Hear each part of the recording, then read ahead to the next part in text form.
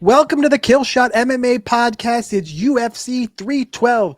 Dricus du Plessis, Sean Strickland 2 for the UFC middleweight title, and Wei Li Zhang and Tatiana Suarez off. Did not mispronounce that for the UFC. I almost said flyweight. Like you said the fight was off, and I was like, wait, what? No. You know what I mean now, though. I do. You got Khabib Nurmagomedov, and you got Tatiana Suarez off. Also for UFC Gold. That one in the strawweight division. I almost said flyweight, so I had to reset there. In the strawweight division, fun card down in Australia. Set your alarm, set your lineups Friday night. Check them Saturday. This is not last week. We had the off times. This week we're in Australia, and those people get fucked watching fights at all kinds of weird fucking hours. So normal for us here or wherever you watch pay-per-views. We're going to break down all 13 fights on this card with DraftKings and FanDuel a little bit. Strategy in mind, the DFS strategy. Do us a favor. Hit the like button wherever you're watching this. Share with your friends. See you in the DFS Army Discord. I got all promo code links, all that good shit down below.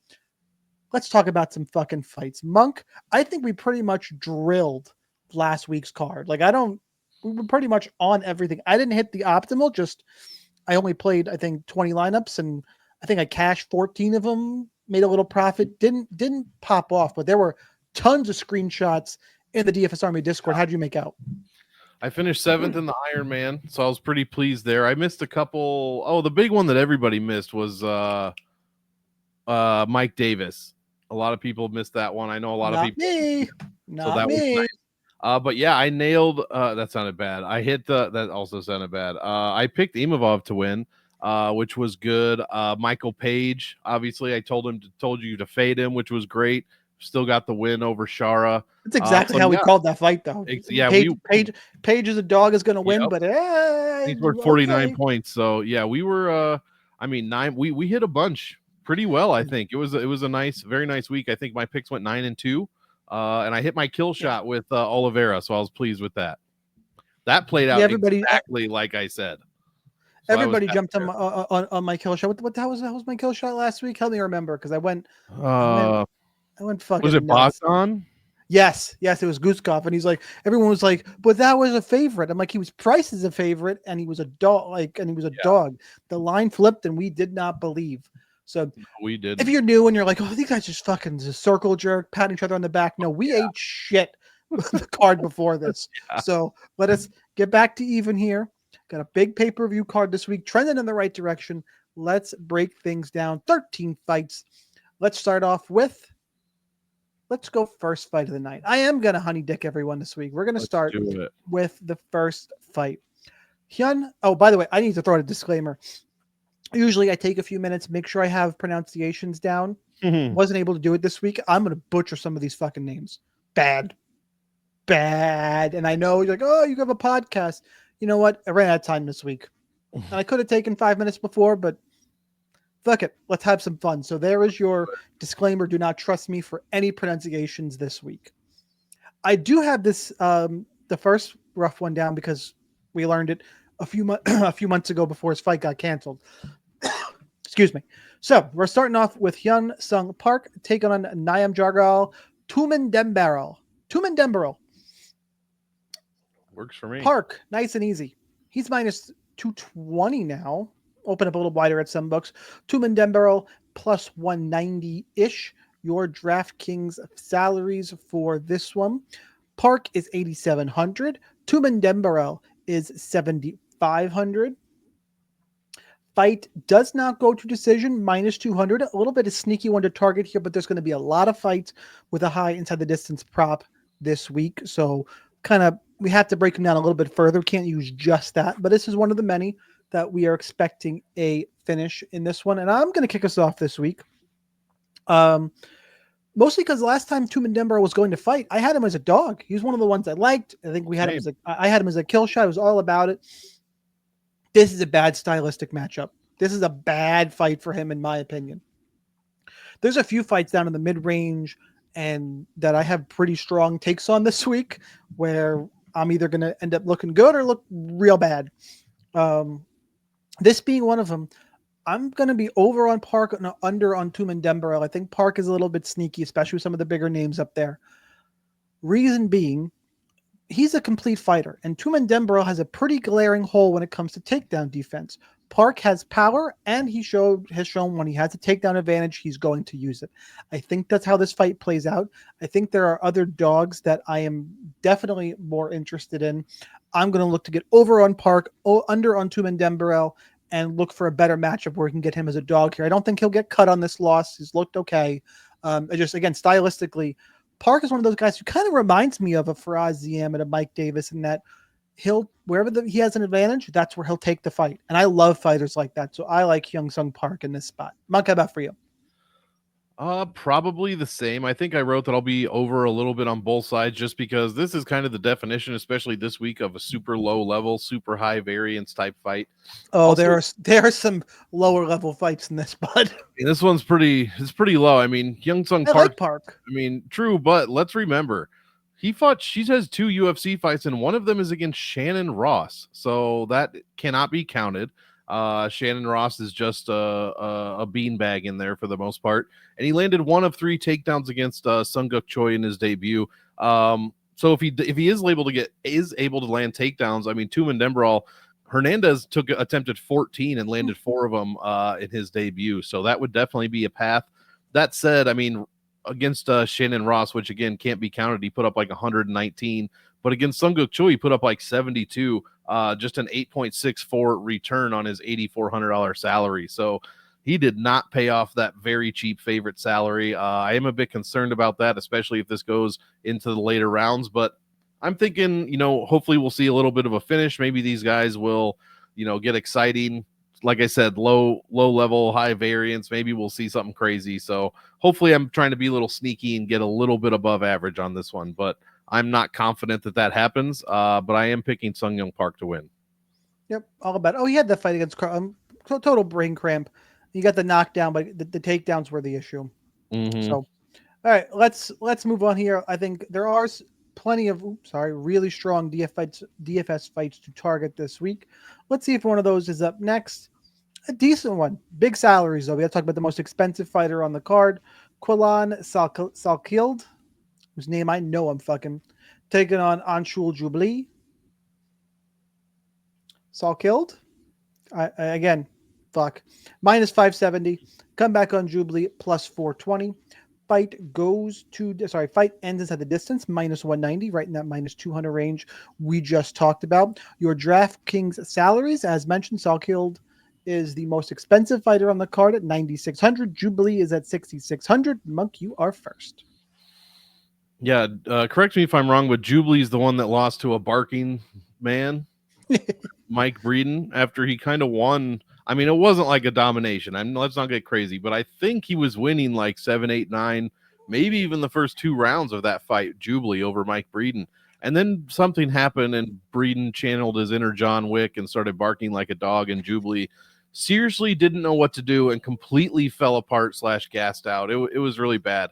So we don't have, we only have 2 fights for him, but his striking defense is really, really poor, especially by UFC standards, like 10th percentile, like very, very poor. So Quillan Salkilld, I said Squalid, so there you go. We'll just call him Quillan. That's probably not even right, but yeah. Call him, hey you. He's got a DWCS fight. I forget. Did he finish that one? No, it went all 15 minutes with something named Gage Young.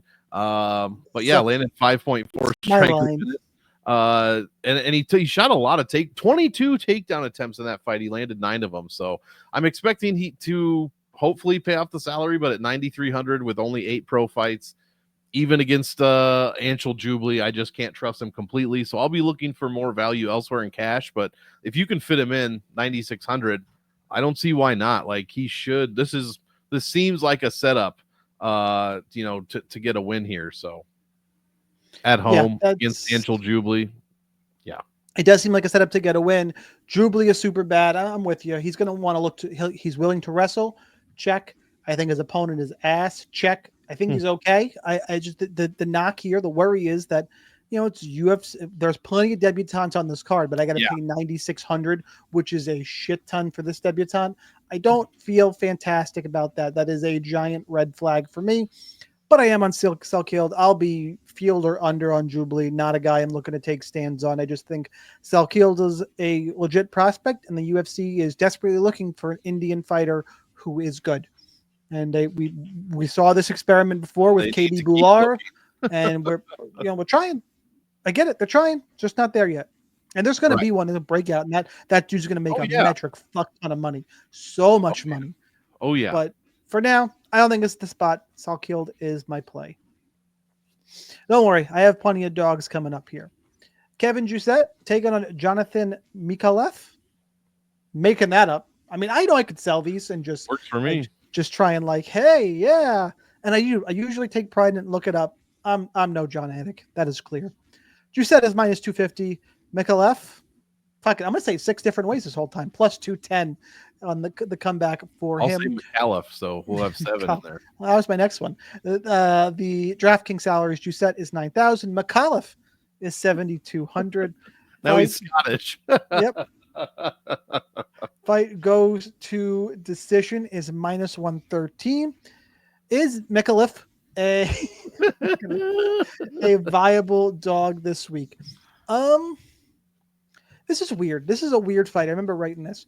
It's 2 guys who both are willing to grapple when it suits them. Neither one has got a terrible high amount of volume. I know it's, and the decision prop on this card, it should see a decision. I think Jousset wins a decision. I don't think there's a lot of volume. He's probably the marginally better wrestler, but I don't see a ton of grappling. I think more often than not, this is a relatively uneventful decision for Jousset. Micallef is the Australian fighting at home. We'll have a ton of those. We'll make sure and point that out along the way here where it matters.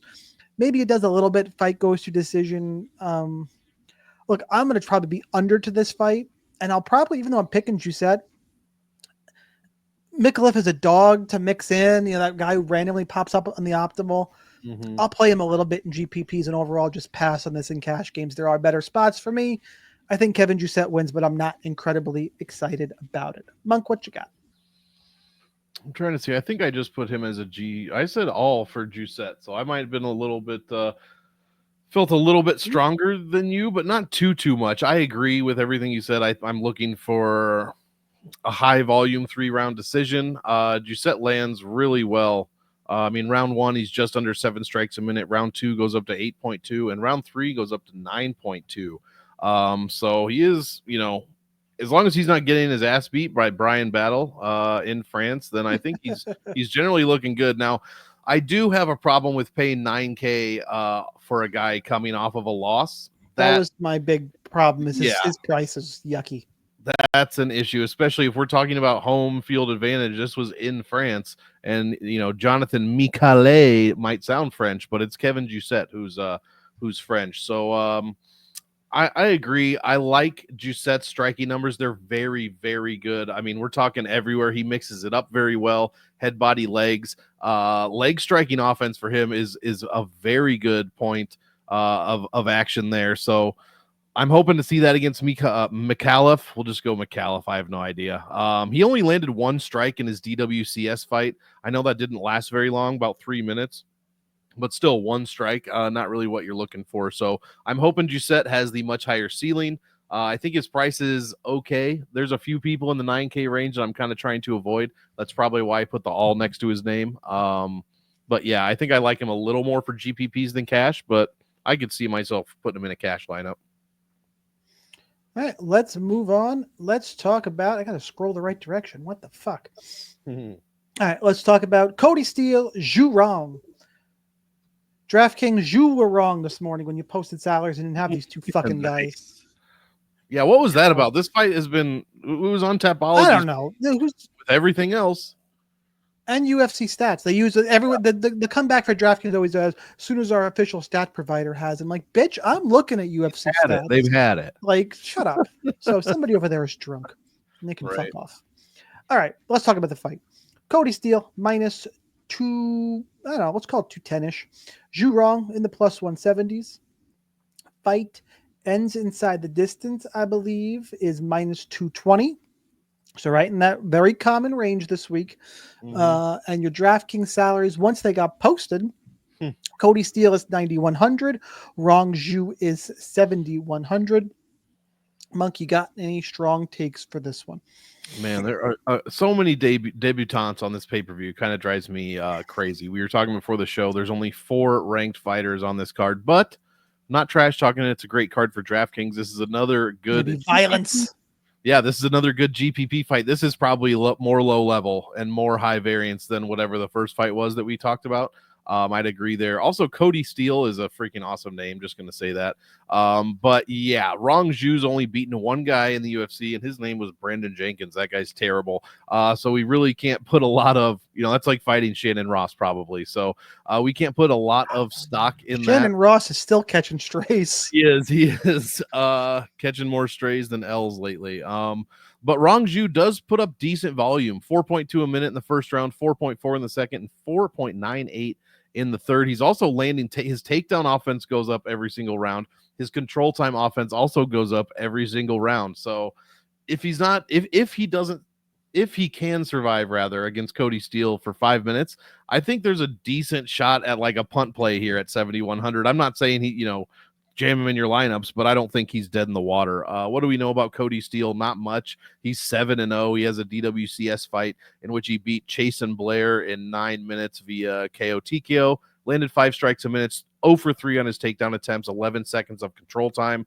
Not much as far as leg attacks, mostly head and body. So yeah, that's kind of my breakdown. If Rong Zhu can survive for 5 minutes, we're going to see what Cody Steele's cardio looks like, and maybe Rong Zhu's volume improving every round can make him a viable option at 7,100. I think I still am going to pick Cody Steele to win though. Yeah, I'm definitely picking Cody Steele. It's a matter of how much. And I know we haven't done it yet, but there are some dogs cheap that I am picking like straight up. So I'll mix in Rong Zhu a little bit. It's a little concerning that Rong Zhu, by the way, for those who don't remember, he's had a lot of UFC fights. Now I know there's some road to UFC here, but he was in the UFC back in 2021, 22. It's 1-2, lost to Chris Padilla, which we called the Chris Taco Padilla fight. I wish the scoring was great. This was a short notice replacement. We're like, remember who Rong Zhu is, beating up road to UFC guys. Like, right. Same kind of thing applies here. He's shown what he is. He's not very good. Cody Steele, yes, he is unproven prospect. I think it's a good spot for the prospect. I don't think Rong Zhu is the guy who's going to give him his first L. I think he's got upside here. I'm going to mix. I'm a lot of my GPP builds are going to be focused in the mid range with a couple guys, and then occasionally jumping up to the likes of Wang Kong, Salkilld, and we're going to talk about that. Like occasionally jumping up into this range, and in the 9K. So the 9K range this week is Salkilld, Wang Kong, Topuria, Alexandre. Don't get crazy. We'll talk about it. Kevin Jousset, Cody Steele. I think I like Cody Steele the most when I include price in that range as a part of that. That's fucking scary. Who would you put ahead of him? I'm not. I didn't mean that disagree. I just say that's scary. Like two of those guys I'm picking to lose. We're gonna get there. Is it 2? Wait, let me make sure. No. Only one I'm picking to lose, and there's somebody. Fuck it, I'll just tell you. The 8,900. If I include Gabriel Santos, I'm picking Jack Jenkins to get an upset there. A little spoiler coming. So in that top range, if you include 8,900, I got 2 upsets. Some questionable situations all around. Yeah, I got no problem playing. Kind of debutante Cody Steele here because I know what Zhu Rong is, and Steele looks better. Eye test. Now, probably go overweight there, underweight to Rong Zhu. Probably give him too much time, but that's what we're looking at here. All right. The Thicknesse. Colby Thicknesse. I saw this dude. I was like, this guy's not real, right? His name's Colby Thicknesse. So he's taking the fight on short notice. He's a big dog. Plus 295. Taking on Alexandre Topuria. Topuria's minus 370 to minus 400. Fight ends inside the distance. minus 325, which means fuck, we have to target this fight. Like that's a bit high. You got your DraftKings salaries here. Topuria's 9,300. Holy motherfucking shit. Colby Thicknesse is 6,900. I am first for this shit show. What did I write here? I'm gonna go. So, oh yeah. So and it has to be Thicknesse, not Thicknesse, because his nickname is Slickness. So, Thicknesse, yeah, dude. Colby Girth. He has been. So, I look at his record. I'm like, well, fuck. He's short notice fights, and I think it's Hex MMA in Australia, which is.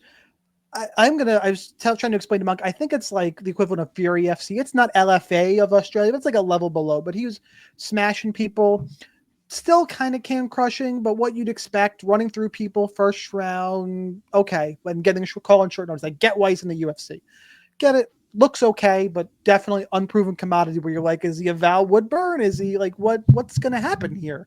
I don't really know this quantity. And then you're like, okay, Alexander Topuria, the brother of brother, yes, yeah, of Ilya Topuria, featherweight champion. You're like, okay, you know why he's in the UFC. We've seen the sibling story before in many places.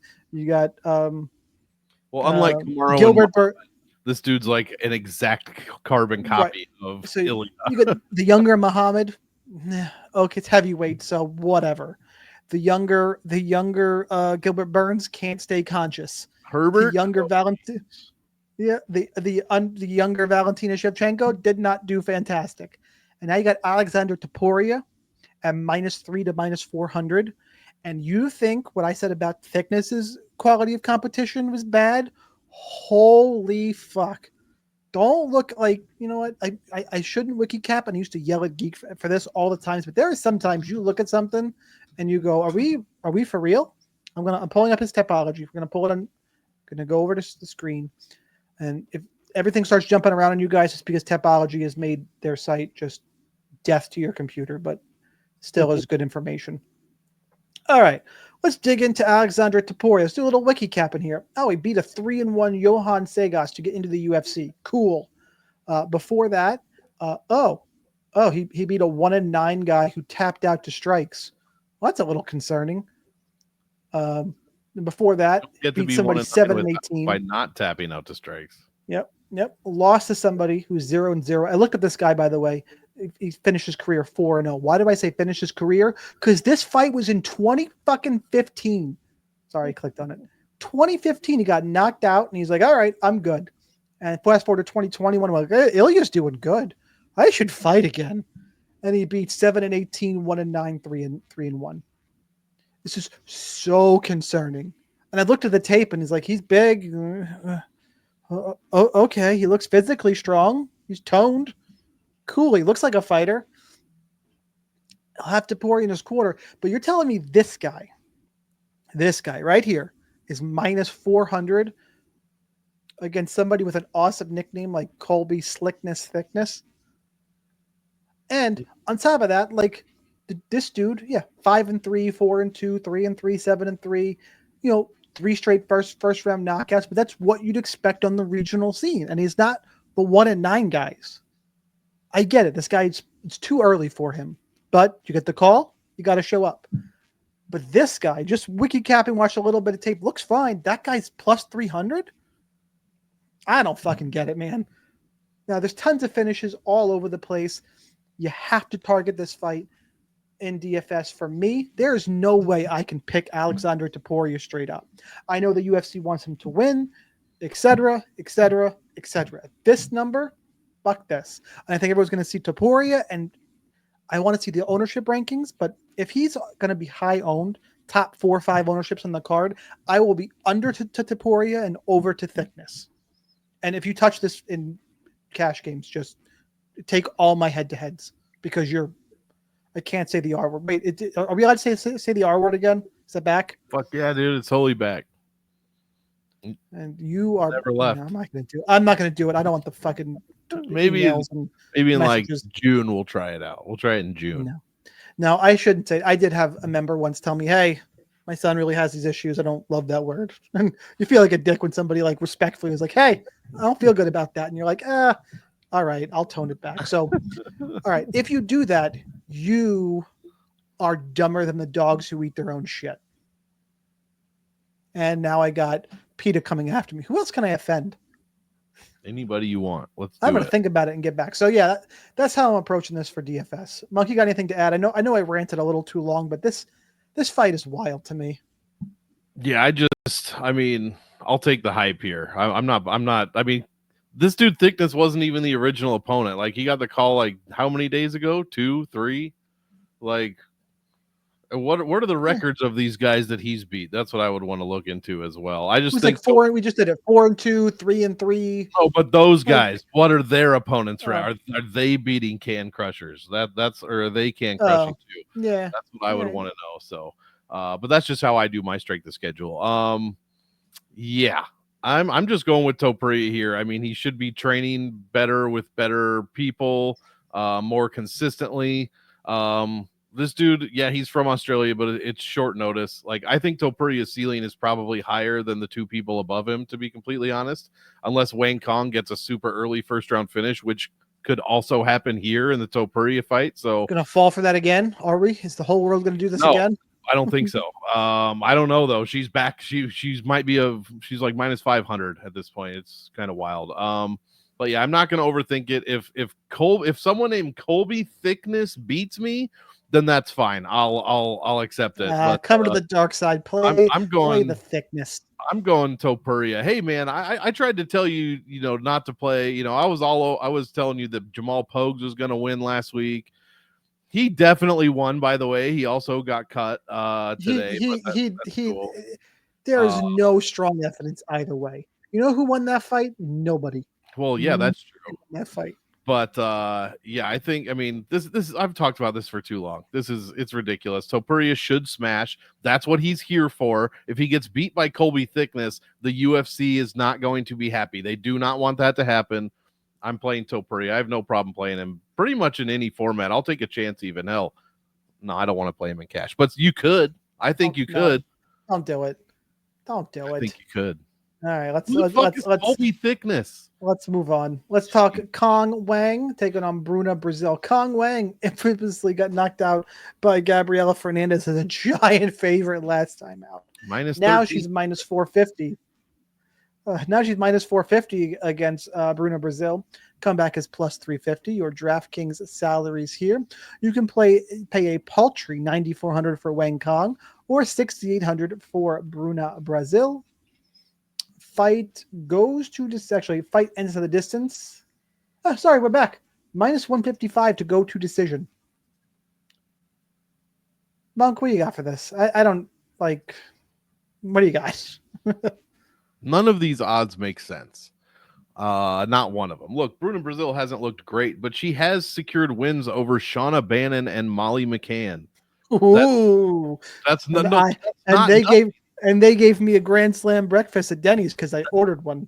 Yeah, well, you know who couldn't even get into the Denny's? Victoria Leonardo, which is Wang Kong's only win. That chick shouldn't even be in this promotion or fighting in general. I mean, a 1-minute knockout at flyweight, you shouldn't have been in there. It's like Bruce Willis, like fucking the guy he killed in Pulp Fiction. Shouldn't have even been in there in the first fucking place. That's exactly what happened there. Then she fights Gabriela Fernandez and gets her ass handed to her.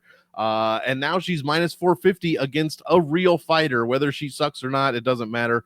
She's been in there against Luma Lukbunmi as well. Like, I think Brazil is the side here. I don't think I picked her straight up. I probably did not. But for DraftKings, I think she's more than a punt play. Especially if you're going to tell me this is going all 15 minutes, then I absolutely would rather have Bruna Brasil than Wang Kong at 9,400. That's just like outside of a first minute finish, which, odds are not going to happen twice in 3 fights. If you're not Sergey Pavlovich, then what are we doing playing Wang Kong? So I think she probably wins a decision, but I have no confidence in that. I'll be way heavier on Brazil. That said, I'm not going to be heavy on this fight at all, but I'll have much more significant ownership on Brazil, I think, than Wang Kong. Like, if you're going to tell me that this fight's going and getting finished in the first round, then sure, Bruna's looked bad. She's gotten clipped in the first before by Gomes. But yeah, I'm not looking forward to that. That's the problem. It's happened before. I'm with you. I'm on Wang Kong. I'm on Wang Kong. Actually, I'm on Wang Kong as the winner because Brazil has now looked good. but minus 150 to go to decision. And Wang Kong is super untested, proven, I should say. Yeah. I'll take Bruno Brazil and cash games all day long, twice on Sunday. 6,800 is the perfect punt play on this card, especially where you got a couple of stackable fights. Lover is a cash game punt. In terms of who has the upside, though, I will not be, my night is not going to rest on Wang Kong. But if I want to look at the ownerships here, but if she's going to be like 10 to 15% owned, I might get cute and go to 20. 25 because she has. I don't know.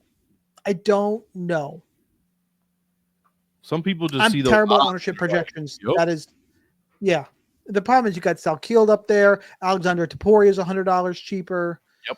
Yeah, no, she probably is going to be that low. You're right. No, so ownership wise, I'm going to make my play off of there. I don't want a ton of this fight. Parlays. That's fucking insanity. So I can't pick Bruno Brazil because she's not looked very good. You would think Wang Kong is going to clean some things up. It's looked a little better. Hype is still way too high here, but that's where I have to go for a pick. And Brazil's the better DK play. Yep. Unless ownership on Wang is way out of control, maybe I'll get cute in GPP. Brazil should be 10%. I mean, she should be higher than that, but she will be. Yeah.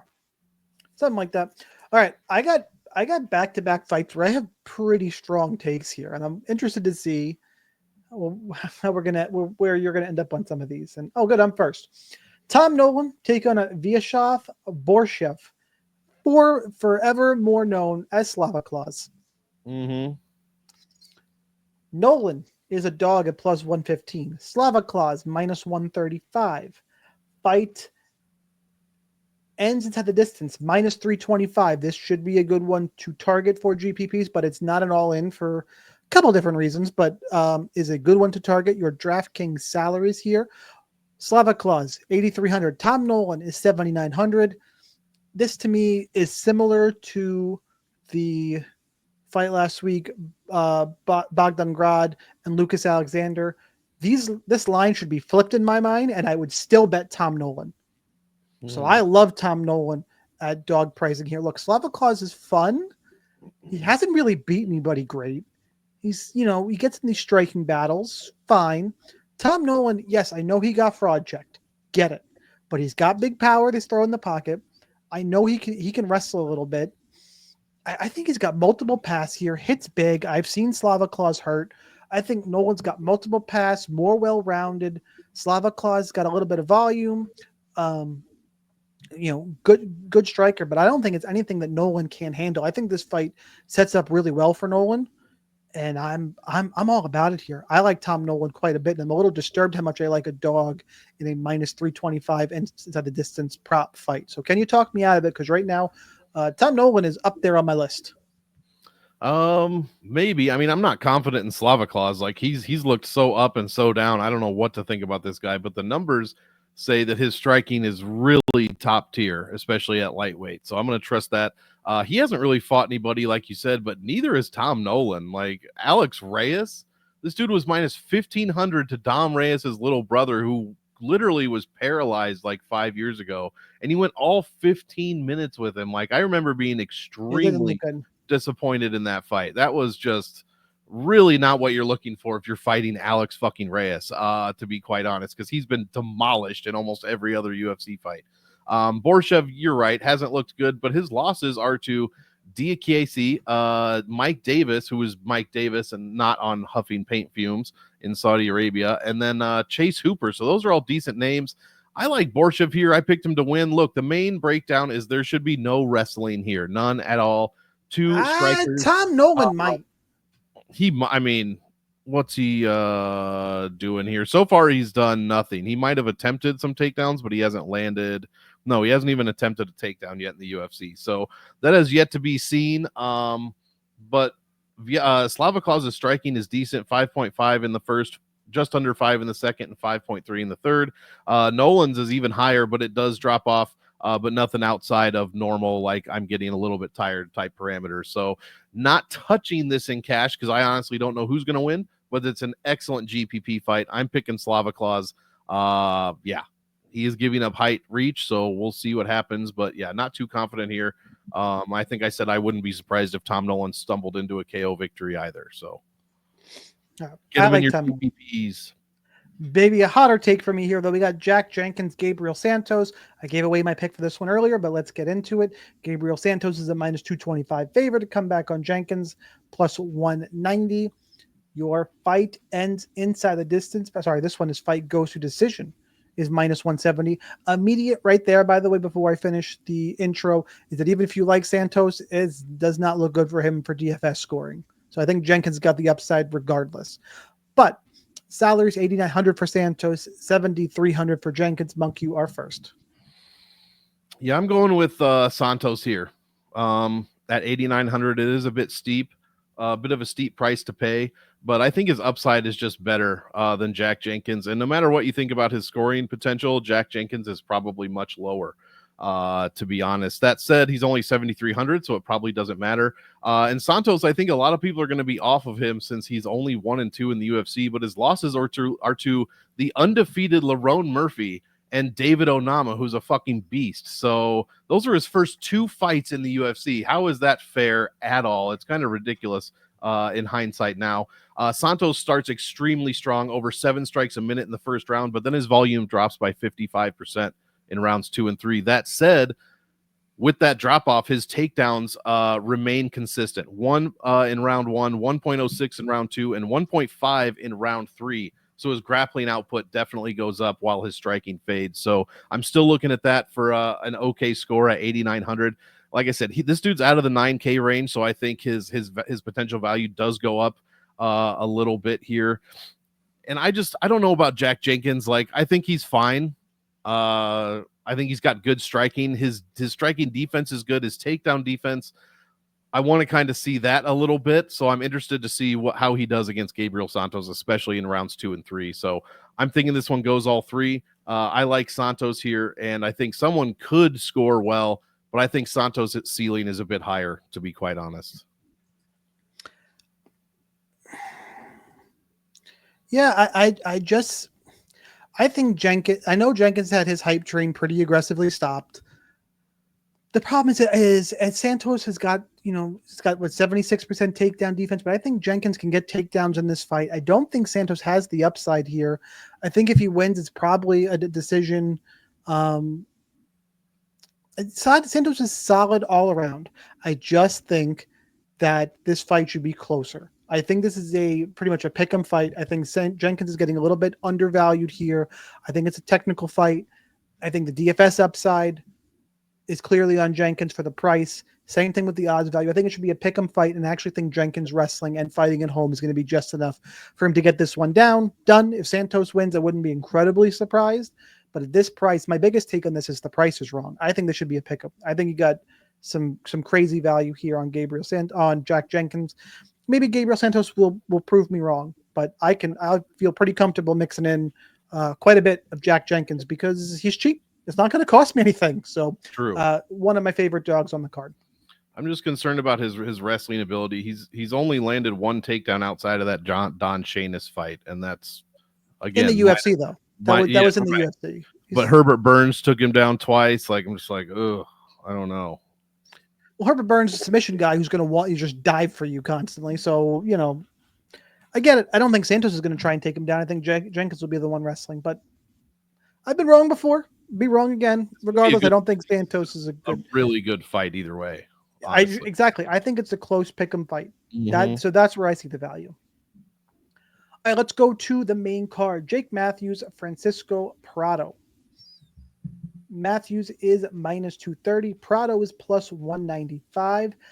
Fight goes to decision is minus 150. This is, I think, the lone fight on the main card that I'm not super interested in for DraftKings. Matthews is 8,800. Prado is 7,400. Matthews pretty much at this point in his career does what you expect. Maybe the Semmelsberger loss aside, but he beats the guys you think he's going to beat. He loses to the guys you think he's going to lose to. Can mix in wrestling, decent striker. I think Jake Matthews is actually a little bit better everywhere in this fight. And unless Prado lands something big and hurts him, I think Matthews wins volume on the feet. I think he's the one more likely to wrestle. I just don't think he scores incredibly well. So not a fight I'm super interested in. I do feel good about a Jake Matthews pick. Prado needs something big, and I don't think he gets it. Monk, how about for you? Yeah, he definitely needs something big because this dude's whole game falls off a cliff after the first round. Let's see. In round 1, he's landing 5.2 strikes a minute, 52% accuracy with a ton of power. Very good rounds for round, or very good numbers for round 1. In round 2, he drops off and his accuracy goes from 52 to 36, and then even lower in round 3. So he needs a definite first round finish, probably to get a win, and probably to pay off anything significant. So yeah, just like you said, Jake Matthews doesn't score as much. In fact, he doesn't score well for the most part at all, but he is relatively consistent at about 3 to 3.5 strikes a minute, and he's probably going to get a win. I picked Francisco Prado, honestly, because I needed a dog, and I think he has some round 1 potential. That said, I'm not playing him outside of GPP fights, and I have little to no interest, just like you, in Jake Matthews, to be quite honest. All right, let's move on. Let's let Monk talk about Jimmy Crute. Jimmy the Brute Crute taking on Rodolfo Bellato. Crute, plus 135 dog. Bellato is minus 155 as the favorite. Fight ends inside the distance, minus 220. There's that magical minus 200 ITD range we alluded to at the start of the show yet again. It's like I've looked at the fights in advance. Taking on, salaries for this one. Bellato, 8,500. Jimmy the Brute Crute, 7,700. Monk, what you got? Those are good salaries for what surely is a GPP fight. Not touching this in cash, and really neither should you. What? No? Yeah, this would be a great time to bring back that word you were not mentioning before, but we won't. We'll try it in June, like we said. Yeah. I saw Rodolfo Bellato fight in person, and it was fucking brutal. Slop fest. I think everyone, especially you, likes to talk shit about Ihor Potieria, which was his opponent. He almost beat Rodolfo Bellato in that fight. Like, he took a beating from this dude. Like, he landed 8.6 strikes a minute on Potieria, and I forget, how long did that go? It went 9 minutes. Potieria landed 7.8 on Bellato. So it was just a no defense slugfest at light heavyweight. Jimmy Crute is fun in those fights. He has no chin, but he can also throw. He can also find himself in submission positions. I think I picked, I don't know, did I? I think I picked Jimmy Crute. I did. I picked a Jimmy Crute here. No confidence. I mean, this dude loses to Misha Serkinov, Jamal Hill, Alonzo Menafield in super short order. But then again, struggling against Ihor fucking Potieria doesn't bode well for you either. So big GPP fight here. We should see a finish. I'm fine with either side. I picked Jimmy Crute, but I have no confidence. But yeah, it's tough to overlook Bellato looking so bad against such poor competition. 4 years ago, you see this fight. You bet your whole house on Jimmy Crute? Oh yeah, I was gonna say, yeah, everything. Everything is the going. Problem is he's getting fight old. He's lost 4 straight. Is all of a sudden super. He's fight old. Yeah, he is fight old. He's all of a sudden he's 3 straight. Sorry, he's super chinny. Yeah, that's right. Draw. He's super chinny all of a sudden. I know it's Alonzo Menafield, but man, he was also subbed his last time out. It's tough. I think Crute is more technical. He has the ability to wrestle. Skill for skill, I think he's easily the pick, and he's the dog. So he is who I'm going to pick. I think the only reason to pick Bellato is you've seen Crute kind of fall off. Mm-hmm. That's really it. Because Bellato, like you said, did not look good against Ihor Potieria, and that guy's the favorite. I like Jimmy Crute. I like him quite a bit. I do think he'll be popular. This is a GPP special fight. I'm going to have a ton of lineups that going into this fight. There's 4 fights left. There's this fight, 3 more. I'm going to have a ton of lineups that have 4 fights left. I was going to say at this point, easily. I'm going to have a lot of lineups with 2 and then these last 4 fights. Could be a little chalky way to go. I got to look at the build. We'll talk to some members. I'll give out exactly what I'm doing. But chalk on pay-per-view seems to not be as bad as there's more chalk on pay-per-view than not. Yeah, which probably makes sense, but it makes sense. So regardless, the skill for skill, you got to go Jimmy Crute. But go ahead and load up both sides. I will be over on Jimmy Crute for sure, and I'll see how I'm going to approach Rodolfo Bellato. All right, let's talk about this slop fest of bullshit. And if there's a fight I don't have, it'll be this fight. Justin Tafa, Taliesin Teixeira. Teixeira's minus 135, taking on Tafa plus 115. Teixeira making his UFC debut on a pay-per-view in the 3-hole. What the fuck are we doing here? Taking on Justin Tafa, fight under 1.5 rounds is minus 215. Well, fuck. Guess we got to play this fight. Your salaries here.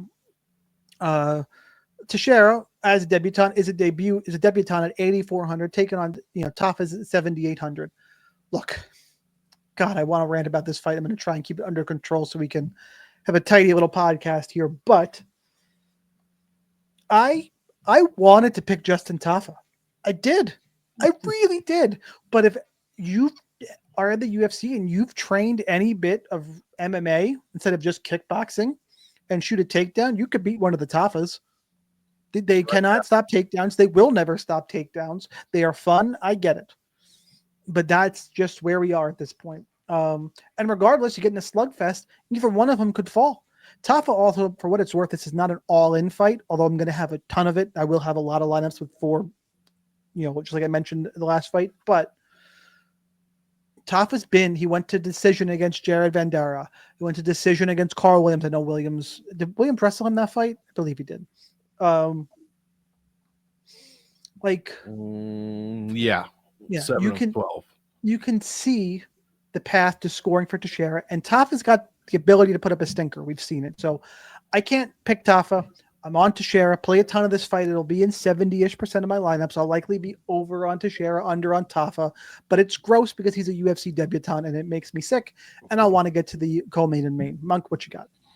Agree. GPP fight. Don't play it in cash. I like Teixeira here. I think he can get it done. The height is crazy. The reach advantage is crazy.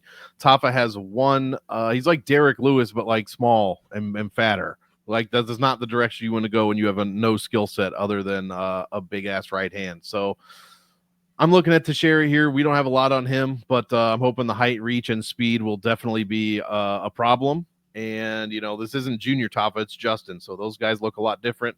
Teixeira looks like Junior Tafa, but Justin looks like Justin. So give me Taliesin Teixeira for an early finish. Hopefully one of these guys goes down early. That's what I want to see. I'm obviously on the Taliesin side. All right, co-main event. The champ, Weili Zhang. She's an underdog. Oh, it's pick 'em now, actually. Look at that. Yeah, whatever. Yeah, that Tatiana was Suarez off. Suarez, these openers are all over the goddamn place. So basically a pick'em fight. Just call it pick'em. Fight goes to decision fight ends to the distance, minus 145. 5 rounds of action here. Your fight goes to your DraftKings salaries for this one. This is the mid-range fight. 8,200 for Tatiana Suarez, 8,000 for Weili Zhang. Monk, you get the co-main first. What a fucking fight. I cannot wait for this. I'm all in on this one, and I'll talk about this in the next fight, I will have less of this stacked than I will the main event. We'll get into that later. But yeah, what a fucking fight. Let's just get into why though. Can you tell me why? I think personally the winner of this fight is going to dominate more than the winner of the main event, making the loser have I think the loser in the main event could score 70 or 80. I don't think that's going to happen here. Last time Zhang Weili was 8K, she lost. So she has been this low before. It was her second loss to Rose Namajunas. So Zhang fans hope that doesn't happen again. But her scoring is off the fucking charts. She's one of the greatest DraftKings scorer that we have ever seen. 4.56 raw DraftKings points a minute, which is 57% above the UFC average. Her DraftKings points per 5-round fight, not win or loss, is 109.1, 63% above the UFC average. She dominates everywhere in every facet that we've seen. However, we have seen her frustrated by someone we really didn't think could frustrate her, and we've seen it happen twice. So that is interesting. When she does get frustrated, her game goes downhill very, very quickly. Now, Suarez also, despite the 18-month layoff, nearly identical numbers. Her grappling numbers are crazy, but her striking numbers are also good. 3.69 in the first, 3.92 in the second, and 6 strikes per minute landed in the third, which is insane for a grappler. Yeah, I think Suarez has the possibility to take over if in the second, third, and fourth. And like I said, the winner's likely to dominate for at least 15 minutes, maybe even longer. So I picked Suarez. I think it's extremely close. My girl, Zhang Weili, I cannot believe she's this cheap. So I will be playing her significantly as well. But yeah, 100% fight for me, slightly into Suarez. But my God, I am very excited for this. I got a stronger lead on Tatiana Suarez. I've been calling, as many people have, I've been calling Tatiana Suarez champ forever. Get it? Like, it just have been. She would have been champ earlier if not for the injuries. I told a member earlier who's new to MMA, go watch the Carla Esparza fight. It's fucking horrifying. She beat the ever-loving shit out of her. Yeah. And I get Weili would too, probably, but that was especially gross. And here's the thing. Aside from hype, styles make fights, right? Weili can get taken down. She usually can reverse and scramble. Tatiana Suarez is going to hold you down. If the Carlos Esparza fight's any indication, going to beat the shit out of you. I think Suarez is a different level. Now, Weili going to come in. Obviously, is going to train the takedown defense. Is can she stop it? Because if she can stop it, she will be better on the feet. She has that path to victory. I just don't think she can get it done. I think Suarez is to be pretty dominant. I agree with you. The main's a better stack because the co-main has got the ability to really rack up points on one side. And because I have a strong stand on Suarez, I will probably, you know what? I mean this how I say it. I would play Suarez naked in cash games and just move on from there. I like Tatiana Suarez a bunch in this fight. I think this fight, because of these prices, 5 rounds, volume from both sides, it's an all-in fight. Just play it. You can disagree with me and say, fuck that. I'm going to play 80% Weili, 20% Suarez. And I'd get it. I'd go, I disagree with you, but that's the right play. I'm probably going to be inverse of that. So saddle up, boys and girls. Going to be a fun one. Load up on this fight. Let's talk about the main event. Another fight that you need to go all in on, I think. I agree. Dricus du Plessis, -205. Sean Strickland, +175 in the rematch. Fight goes to decision, -165. That's okay, because all Strickland does is throw significant strikes at volume. And Dricus, for all that mouth open, nose BS, dude's got a tank, and he'll wrestle. And he can get takedowns. We've seen it. It's out against Strickland. He can get takedowns. They score great. Strickland get up. Great. There's volume on both sides. This just smells like points all over the goddamn place. I should finish the intro here in that du Plessis is 8,600. Strickland is 7,600. I gave a bunch of my analysis in terms of DFS strategy, stack it up for sure. I think DDP having more power, having the takedowns, he just has more paths to victory. That has to be my pick. I'm not as confident in du Plessis as I am Suarez, which is crazy because du Plessis is a bigger favorite. And I admit, I was going to say I had a hard on for Suarez, but this is going to be taken so out of context. You know what I mean? It's just a bigger spot for me. I'm going to go ahead and I'm going to play, obviously, both sides here. I'm leaning right now. You asked me 65% du Plessis, 35% Strickland. Take a bit of a stand. You think Strickland wins. He is cheaper. Go ahead and load up. But either way, play all of it. Stack it up. Monk, what you got? Love it. Yeah.